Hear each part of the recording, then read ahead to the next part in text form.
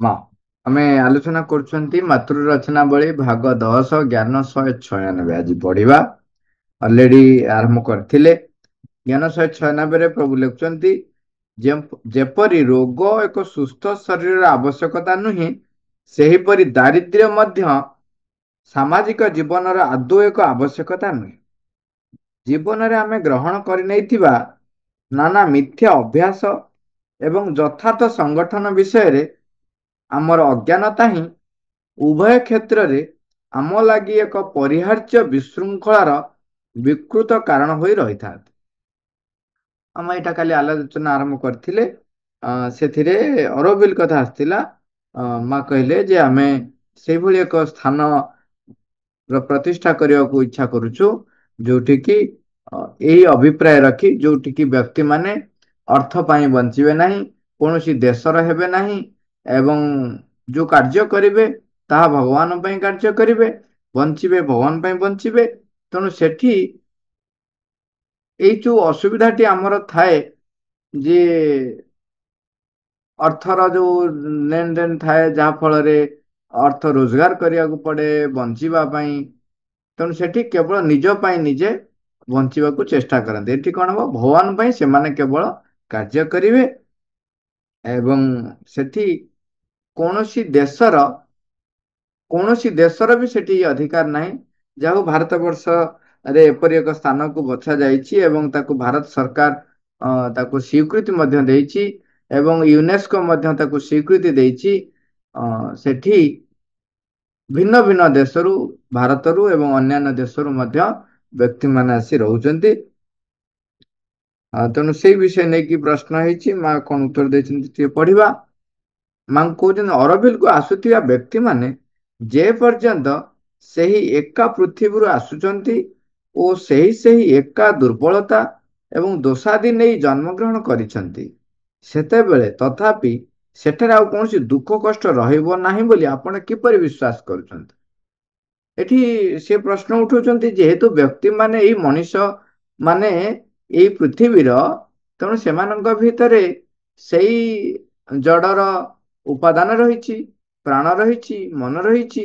ତେଣୁ ସେମାନେ ଯଦିଓ ବାହାର ପରିବେଶ ଅଲଗା ପାଇବେ ଏବଂ ମାନସିକ ଭାବରେ ସେମାନେ ସଂକଳ୍ପରତ ରହିଲେ ଯେ କାର୍ଯ୍ୟ କରିବେ ଭଗବାନଙ୍କ ପାଇଁ ଏବଂ ପ୍ରାଣରେ ବି ଯୋଉ ଉତ୍ସାହ ଶକ୍ତି ଆସିବ ଠିକ ଅଛି, କିନ୍ତୁ ତା ସହିତ ପ୍ରାଣର ଅନ୍ୟାନ୍ୟ ଗୁଣ ମଧ୍ୟ ରହିଛି, ମନର ନିମ୍ନ ପ୍ରକୃତି ମଧ୍ୟ ରହିଛି। ସେଠି ଶରୀରର ମଧ୍ୟ ତାର ଯୋଉ ଦାସତ୍ୱ ପରିବର୍ତ୍ତନ ବିମୁଖତା ଇଏ ବି ରହିଛି। ଇଏ ସବୁ ଭିତରେ ସେଠି ଆପଣ କିପରି ବିଶ୍ୱାସ କରୁଛନ୍ତି ଯେ ଏତେ ଦୁର୍ବଳତା ଦୋଷାଦି ନେଇକି ଯୋଉମାନେ ରହିଛନ୍ତି ତାଙ୍କର ଦୁଃଖ କଷ୍ଟ ରହିବ ନାହିଁ ବୋଲି? ମା କହୁଛନ୍ତି, ମୁଁ ଏକଥା କେବେ ହେଲେ ଭାବି ନାହିଁ ଯେ ଅରବିଲରେ ଆଉ କୌଣସି ଦୁଃଖ କଷ୍ଟର ଭୋଗିବାକୁ ପଡିବ ନାହିଁ। କାରଣ ଲୋକମାନେ ବର୍ତ୍ତମାନ ଯେଉଁଭଳି ଅବସ୍ଥାରେ ରହିଛନ୍ତି, ସେହି କାରଣରୁ ସେମାନେ ଦୁଃଖ ପାଇବାକୁ ଭଲ ପାଉଛନ୍ତି। ମା ଲେଖୁଛନ୍ତି ଯେ ଲୋକ ଦୁଃଖ ପାଇବାକୁ ଭଲ ପାଉଛନ୍ତି ଏବଂ ଦୁଃଖ କଷ୍ଟକୁ ଅଭିଶାପ ଦେବାରେ ଲାଗିଥିଲେ ମଧ୍ୟ ତାହାକୁ ନିଜ ପାଖକୁ ଡାକି ଆଣୁଛନ୍ତି। ଏଇଟା ଆମକୁ ଅବିଶ୍ୱାସ ଲାଗିଲେ ମଧ୍ୟ ଏହା ସତ୍ୟ। ଲୋକେ ଦୁଃଖକୁ ଭଲ ପାଆନ୍ତି ଏବଂ ଦୁଃଖ କଷ୍ଟକୁ ଭୋଗିବା ପାଇଁ ସେମାନେ ନିଜେ ଡାକି ଆଣନ୍ତି। ଆମେ ଯୋଉ କାରଣ ଗୁଡିକ ଆମେ ଜାଣିଛୁ ଯେ ଦୁଃଖ କଷ୍ଟ ଦବ, ତଥାପି ଆମେ ସେଇ କାର୍ଯ୍ୟ କରୁ। ତାର ଅର୍ଥ କଣ? ଆମେ ଦୁଃଖ କଷ୍ଟ ଡାକି ଆଣୁଛୁ। ଆପଣ ଯଦି ଗୋଟେ ଛୋଟିଆ ଏକ୍ଜାମ୍ପଲଟେ ଆମେ କଥା ହେଇପାରିବା, ଯେତେବେଳେ ଆମେ ସବୁ ହଷ୍ଟେଲରେ ରହୁଥିଲୁ, ସେତେବେଳେ କିଛି କିଛି ବ୍ୟକ୍ତି ମାନେ ପିଲା ଘରକୁ ଯିବା ପାଇଁ ସେମାନେ କଣ କରନ୍ତି, କୁହନ୍ତି ମତେ ଜର ହୁଅନ୍ତାନି। ଜର, ଦେହ ଖରାପକୁ ସେମାନେ ଡାକନ୍ତି। କଣ ପାଇଁ? ନା ଯୋଉ କ୍ଷଣିକ ସୁଖ ପାଇବେ ଘରକୁ ଗଲେ, ତା ପାଇଁ ସେମାନେ ଦୁଃଖ କଷ୍ଟକୁ ଡାକନ୍ତି। ତେଣୁ ଏଠି ଯେମିତି ଗୋଟେ ସ୍ଥୂଳ ଭାବରେ ଦେଖାଯାଉଛି, ସେଭଳି ଭାବରେ ଯଦି ଆମେ ଆମ ଜୀବନର ଅନ୍ୟାନ୍ୟ ସବୁ କ୍ଷେତ୍ର ଗୁଡିକ ଆମେ ଦେଖିବା ଅତି ସୂକ୍ଷ୍ମ ଭାବରେ, ଅତି ନିରପେକ୍ଷ ଭାବରେ ନିଜକୁ ବିଚାର କରିବା, ତେବେ ଦେଖିବା ପ୍ରତ୍ୟେକ ମୁହୂର୍ତ୍ତରେ ଆମେ ଦୁଃଖ କଷ୍ଟକୁ ଡାକି ଆଣୁଥାଉ। ଯଦି ପୁରା ଆପଣ ଆଉ ଟିକେ ମାନେ ବାହାରକୁ ବି ଦେଖାଯାଉଛି, ଆମେ ଜାଣୁଛନ୍ତି ଯେ ସୂର୍ଯ୍ୟ ଯେତେବେଳେ ଉଦୟ ହୁଏ ସେତେବେଳେ ସୂର୍ଯ୍ୟଙ୍କର କିରଣ ଫଳରେ ଆମର କୋଷ ଗୁଡ଼ିକ ଆମର କୋଷ ଗୁଡ଼ିକ ଆକ୍ଟିଭ ହୁଅନ୍ତି ଏବଂ ସେ ସମୟରେ ବିଶ୍ରାମ ନେବାର କୌଣସି ଅର୍ଥ ନାହିଁ।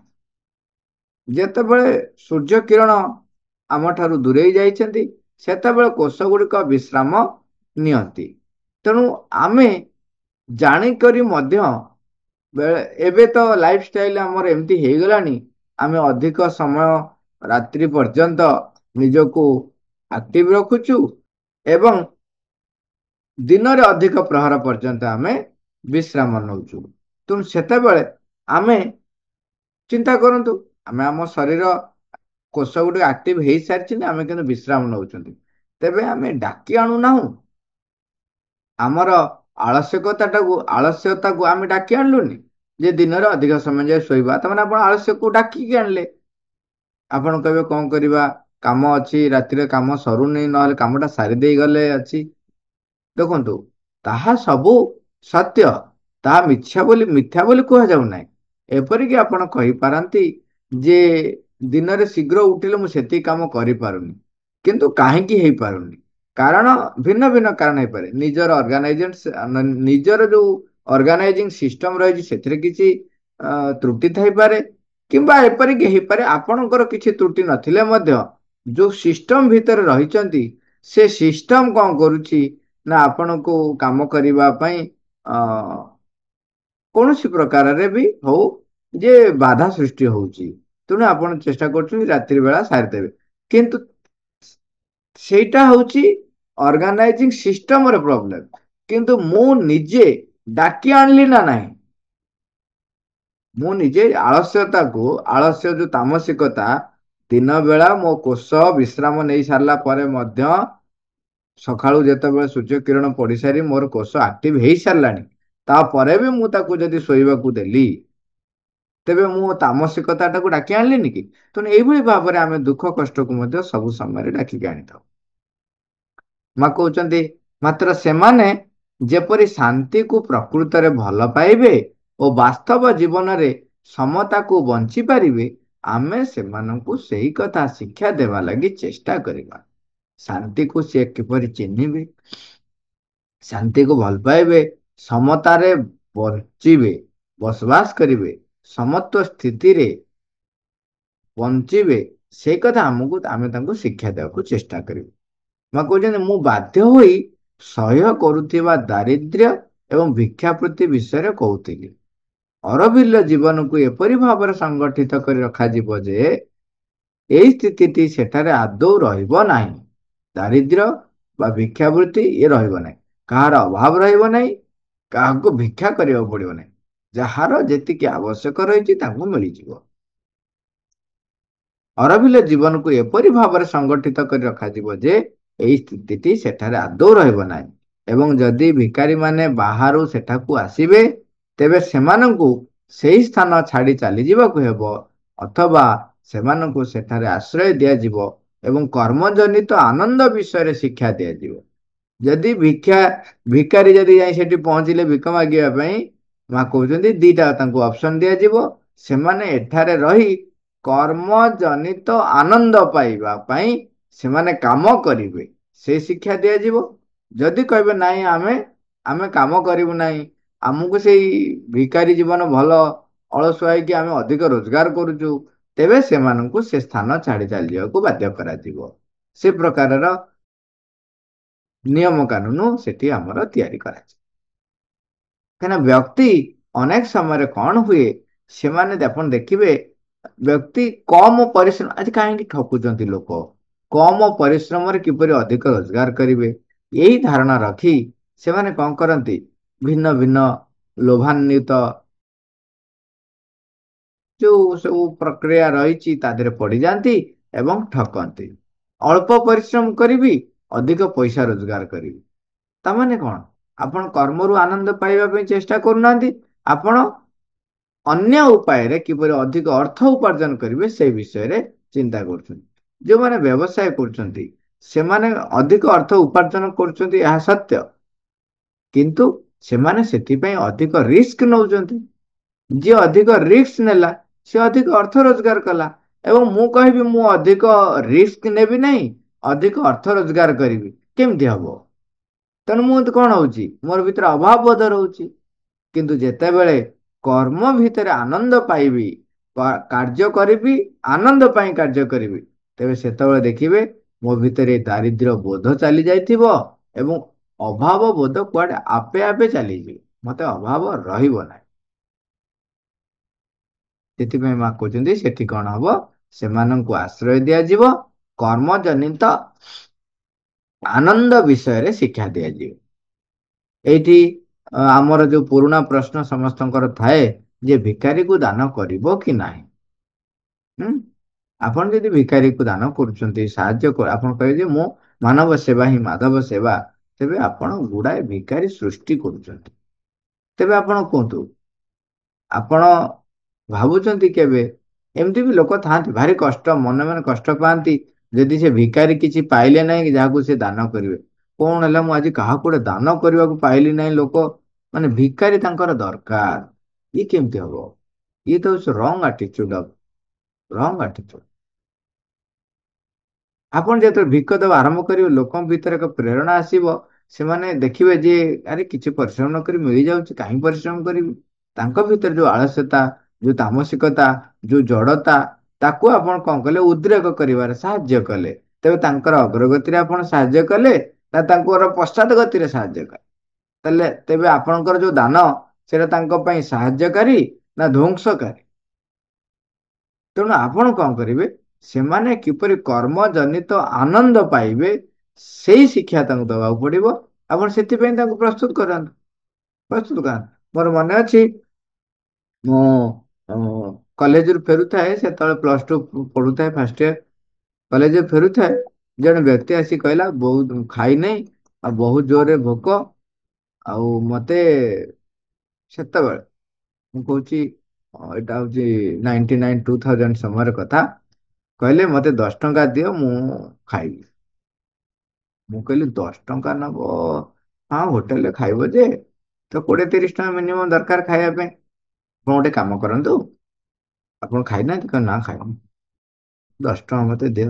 ମୁଁ କହିଲି ହଉ ଠିକ ଅଛି ଚାଲ, ଆଉ ପାଖରେ ସେ ହୋଟେଲ ଆଉ ଟିକେ ଆଗରେ ଅଛି ହୋଟେଲ, ମୁଁ ଜାଣିଛି ମୋ ଯିବା ଆସିବା ବାଟ, ତେଣୁ ଚାଲ ସେଇଠି ହୋଟେଲରେ ତମେ ଯାହା ଖାଇବ ଖୁସି ମନରେ ଯାହା ଖାଇବ ଚାଲ, ପଇସା କାହିଁ ଦେବି, ଚାଲ ତମେ ଖାଇନ, ଚାଲ ସେଠି ଯାହା ପାଇବ ଖାଇବ ଖୁସିରେ।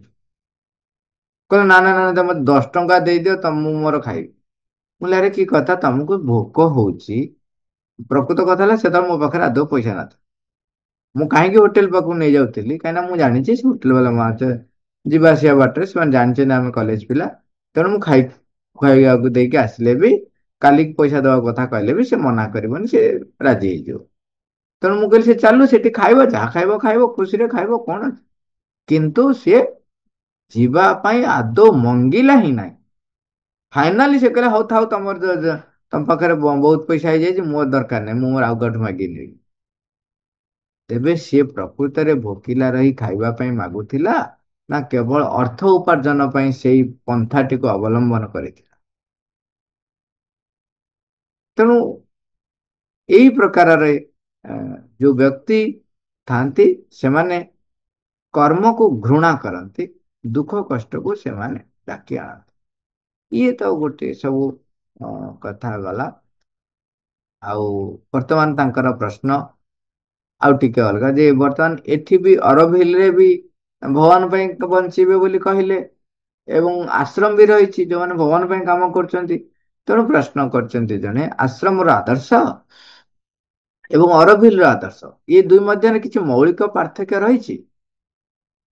କାହିଁକିନା ଆଶ୍ରମରେ ଯୋଉମାନେ ଯାଆନ୍ତି ଭଗବାନ ପାଇଁ କାମ କରିବା ପାଇଁ ହିଁ ଯାଆନ୍ତି,